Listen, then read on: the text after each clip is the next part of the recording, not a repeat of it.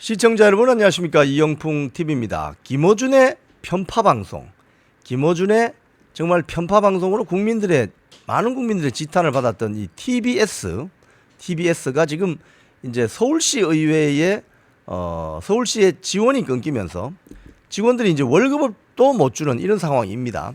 며칠 전 지금 현재 직무대행이죠. 사장 직무대행이 서울시 의회에 20억을 좀 지원해 달라, 뭐 이렇게 요구를 하는가 하면 김어준에 대해서도 책임져라, 우리가 책임질 일이 있을 것이다, 이렇게 지금 하고 있어요. 그런데 여기에 대해서 서울시 의회가 입장을 밝혔습니다. 서울시 의회는 교통방송 TBS에 자금을 지원할 수 없다는 입장을 재확인했습니다. 서울시 의회 논평은 에서 TBS 지원 조례안은 이미 폐지되었다. 이제 예산 편성 여부는 서울시 의회가 결정하지 않는다, 이렇게 공식 입장을 밝히고 못 박았습니다. 자, 김혜지 대변인, 서울시 의회 대변인은 그것을 알면서도, 이런 걸 알면서도 굳이 의회까지 와서 기자회견을 하는 속내는 시의회의 총구를 겨누는 것인가? 이럴 정성이었으면 지난 2년간의 유예 기간 동안 성의 있는 개혁의 노력을 보였어야 하지 않나, 이렇게 이야기를 해요.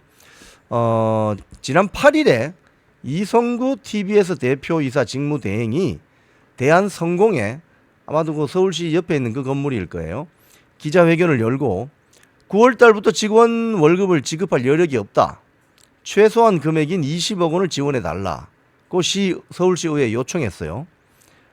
긴급 지원 요청 공문을 보냈다. 그런데 서울시의회 이 김혜지 대변인 이야기는 이렇습니다.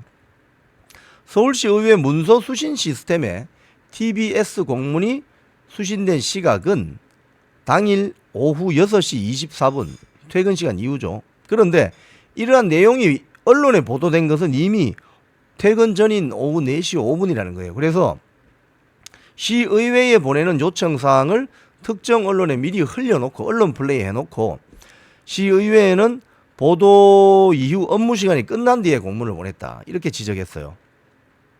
즉 이 보도, 중앙일보 보도 따르면 여론 동정파리에 이용했다는 게 서울시의회 대변인의 입장입니다.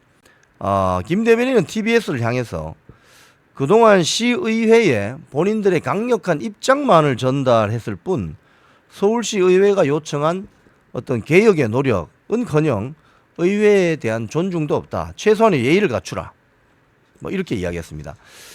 TBS는 지금 서울시의 예산 지원 조례 폐지에 따라서 지난 6월 1일부터 서울시의 재정 지원이 끊긴 상태입니다. 지금 현재 출연기관 해제와 관련한 행정 절차가 진행 중이라고 하네요. 지금 또 다른 언론 보도를 보면은 이 이성구 TBS 대표 대행이 기자회견을 연 이 기사인데요. 이건 좌파 미디어 매체 미디어오늘의 어떤 기사입니다. 여기에 보면 앞으로 어떻게 해야 되느냐 내용들을 좀 소개를 좀 드리면은 그동안 이런 이야기를 합니다. TBS에서 뉴스 공장을 진행했던 그 김어준에 대한 책임도 묻겠다. TBS가 현재와 같은 위기에 처한 것이 김어준이 만들어낸 불행한 유산 때문이다. TBS를 많은 사람에게 알리는 등 기여한 면이 있을지는 모르지만 그의 부채 때문에 이 고생을 하고 있다. 현재 방송사에 남아있는 분들이 억울하고 불행한 측면이 있다, 뭐 이렇게 이야기합니다. 또 이성구 대표 대행은 서울시 의회가 TBS 너희 과거에 잘못했잖아 라고 책임을 물으시는데 책임을 물을 자에게 물어야 하는데 책임이 없는 대다수의 직원들에게 피해를 주고 있는 면이 있다. 뭐 이런 이야기를 합니다. 자, 또 한번 내용을 좀 더 볼까요? 김어준에 대한 그 책임을 어떤 방식으로 물을 건가요? 기자들이 질문을 한 모양입니다. 그랬더니 김어준이 과거 TBS에서 진행했던 뉴스 공장이라는 어떤 프로그램이 있었는데 이 유사 브랜드를 유튜브에 들고 들어가서 외부에서 진행하면서 상당한 수익을 올리고 있다. 이에 대한 상표권 문제가 가장 크고 편파성에 대해서도 우리가 책임을 추궁할 것이 있다면 추궁하겠다. 그리고 이 지금 이제 다가오는 9월에 직원들에게 줄 인건비가 없는 상황에서 전 직원 해고를 간담회에서 언급한 결과 기자 간담회에서는 전 직원 해고와 관련된 질의가 이어졌다는 거예요. 그래서 시의회에 20억 원을 요청하는 공문을 보냈다. 이런 답이 나온 것 같습니다. 이날 자리에서는 TBS의 정치적인 편향성 문제도 있지만 내비게이션이 발달한 요즘에 교통 목적 라디오라는 채널이 지금 시대에 정말 필요한가? 그 방송을 위해서 시에서 예산을 투입해야 되나? 이런 근본적인 의문이 있다는 이 질문도 나와서 이게 맞는 말이죠. 내비게이션이 지금 엄청 발달해가지고 휴대폰으로 다 지금 찾아가잖아요. 운전하면서. 그런데 교통방송이 무슨 소용이 있냐? 이 말이죠. TBS는 지난 2020년 서울특별시 미디어재단 TBS로 독립하면서 기존 교통방송이 시민참여형 지역공영방송으로 전환됐습니다. 이성구 대표 등은 여기에 대해서 이런 이야기를 했네요.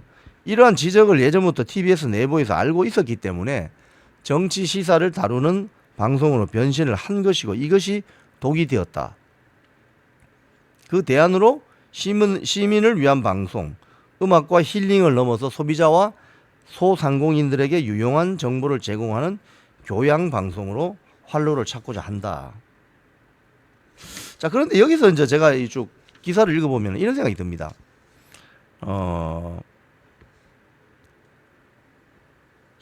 정치 시사를 다루는 방송으로 변신을 한 것이 내비게이션이 지금 보편화된 요즘 이 교통 라디오 방송을 누가 듣느냐. 그래서 정치 시사 라디오 방송으로 변신을 한 것이다. 뭐 좋아요. 그런데 정치 시사 라디오 프로그램을 할 수 있죠. 할 수 있는데 편파적으로 하니까 그게 문제라는 거예요. 왜 공정하게 좀 하시지?